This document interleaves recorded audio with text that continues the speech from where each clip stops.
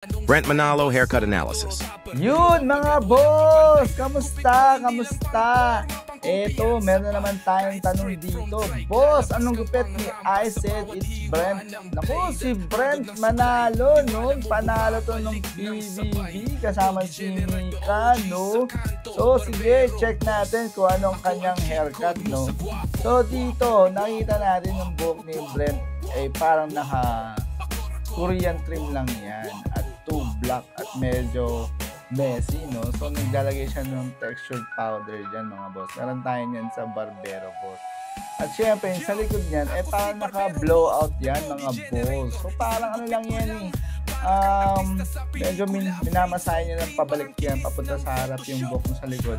Para magkaroon siya ng illusion na para talaga siyang na-blowout. Kaya tawag dyan, blowout. Pwede may tao dyan, blowout taper. Pero hindi siya naka-taper, mga boss.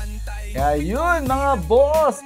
Yan ang gupit ni I Said It's Brent, si Brent Manalo. Panalo yan, mga boss. Kaya kung gusto nyo gayahin ang gupit ni Brent Manalo, ay pumunta lang sa Barbero, boss.